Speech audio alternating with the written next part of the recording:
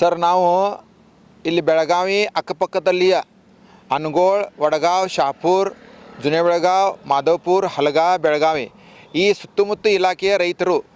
ಆದ್ರೆ ನಾವು ಈಗ ಭತ್ತ ಬೆಳೆ ಐತಿಲ್ಲ, ಈಗ ನಾವೀಗ ಜೂನ್ ಬಿತ್ತಿದ್ದೇವೆ. ಆದ್ರೆ ಇದು ಭತ್ತ ಏನಾಗೈತಿ, ಎರಡು ಮೂರು ಸಲ ಭಾಳ ನೀರು ಅತಿವೃಷ್ಟಿ ಆಗಿ ನಮಗೆಲ್ಲ ಭತ್ತ ಹೋದ್ಮೇಲೆ ಈಗ ನೋಡ್ರಿ ನಮ್ದು ಇದು ಎರಡನೇ ಬೆಲೆ ಐತ್ರಿ. ಇದು ಎರಡನೇ ಬೆಲೆ ಬಂದ್ಕು ಮತ್ತು ಅದ್ರ ಮೇಲೆ ಪಾಚಿ ಬಂದ ಕೇಸಿ ಎಲ್ಲ ಭತ್ತದ ಮೇಲೆ ಎಲ್ಲ ಹೀಗಾಗೈತಿ. ಆದ್ರೆ ಏನಾಗತೈತಿ, ಈ ಎಲ್ಲ ರೈತರು ನಾವು ಹೆಂಗೆ ಬದುಕೋದಾದ ನಮ್ಗೆ ತಿಳಿಯಂಗಿಲ್ಲ. ಮತ್ತು ಇದಕ್ಕೆ ಎಲ್ಲರಿಗಿಂತ ಒಂದು ನಮ್ಗೆ ಸಂಕಟ ಆಗೈತೆ ಅಂದ್ರೆ ಬಳ್ಳಾರಿ ನಾಲೆ ನೋಡ್ರಿ. ನಾವು 10-15 ವರ್ಷದಿಂದ ಬಳ್ಳಾರಿ ನಾಲೆ ಕ್ಲೀನ್ ಮಾಡಿರಿ ಅಂತ ಆಡಳಿತ ಸರ್ಕಾರಿಗೆ ಹೇಳಿದೆವು, ಸಂಬಂಧಿಕ ಅಧಿಕಾರಿಗಳಿಗೆ ಹೇಳಿದೆವು, ಮತ್ತು ಎಲ್ಲೇ ಮಂತ್ರಿಗಣಗಳು ಎಲ್ಲರಿಗೂ ಹೇಳಿದೆವು.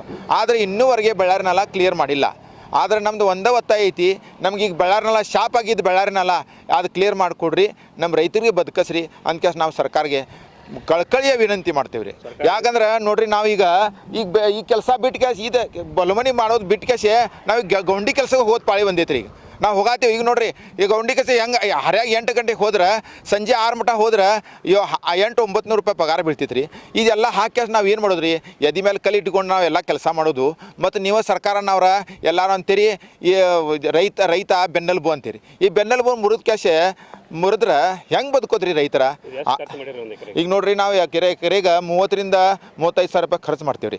ಒಮ್ಮೆ ಆತ್ರಿ 2ನೇ ಸಲ ಈಗ ನಾವು ನಾಟಿ ಹಚ್ಚಿದ್ದೀವಿ ರೀ, ಅಂದ್ರೆ 60,000 ರೂಪಾಯಿ ಖರ್ಚು ಮಾಡಿದೈತಿ ರೀ. ಆದರೆ ನಾವು ಈಗ ನೋಡ್ರಿ, ಇವ್ರ ಸರ್ಕಾರ ಇವತ್ತು ನಮಗೆ ಏನು ಹೇಳಿದೆ, ಇವತ್ತನೇ ನ್ಯೂಸ್ ಕೇಳಿರಿ, ಮತ್ತು ಮುಖ್ಯಮಂತ್ರಿಗಳು ಹೇಳಿದಾರು ಎಲ್ಲ ರೈತರಿಗೆ ಸಾಲ ನೀಡ್ರಿ ಅಂತ ಬ್ಯಾಂಕ್ ಒಳಗೆ. ಅಲ್ಲಿ ಬ್ಯಾಂಕ್ ಒಳಗೆ ಹೋದ್ರೆ ರೈತರಿಗೆ ಸಾಲ ನೀಡಂಗಿಲ್ಲ. ಅವ್ರು ಏನು ಮಾಡ್ತಾರೆ, ಮತ್ತು ನಾನು ನೋಡ್ರಿ, ನಾನೀಗ 3-4 ವರ್ಷ ಆತು ಈಗ ಯೂನಿಯನ್ ಬ್ಯಾಂಕ್ ಒಳಗೆ ಸಾಲ ಕೊಡ್ರಿ ಅಂತ, ಕಿಸಾನ್ ಕ್ರೆಡಿಟ್ ಕಾರ್ಡ್ ಕೊಡ್ರಿ ಅಂತ ನಾವು ಎಲ್ಲ ಡಾಕ್ಯುಮೆಂಟ್ ಕೊಟ್ಟಿದ್ದೇನೆ. ಇನ್ನೂವರೆಗೆ ನಾನು ಒಂದು ರೂಪಾಯಿನೂ ಅವ್ರು ಸಾಲ ಕೊಟ್ಟಿಲ್ಲ. ಅಂದ್ಕೇಶ್ ನಾವೇನು ಮಾಡಿದೆವು, ನಮ್ಮ ಮನೆಯಾಗಿದ್ದು ಬಂಗಾರ ಒತ್ತಿ ಇಟ್ಕೇಶೆ ನಾವು ಇದಕ್ಕೆ ಖರ್ಚು ಮಾಡಿದ್ದೀವಿ. ಮತ್ತು ಹೆಂಗೆ ಸರ್ಕಾರ ಏನು ಮಾಡಿದ್ರೆ ನುಸ್ತಾನೆ ಅಲ್ಲೇ ಮಾತಾಡಬೇಡ್ರಿ, ರೈತರಿಗೆ ಇಲ್ಲೇ ಪ್ರತ್ಯಕ್ಷವಾಗಿ ರೈತರ ಸಂಕಟ ಕೇಳ್ರಿ, ಕೇಳ್ಮೇಲೆ ನೀವು ವಿಚಾರ ಮಾಡಿರಿ. ಇಷ್ಟ ನಮ್ಮ ಸರ್ಕಾರ ಕಡೆ ವಿನಂತಿ ಐತ್ರಿ. ನಾನು ರಾಜೀವ್ ಮರ್ವೆ ಅಂತ.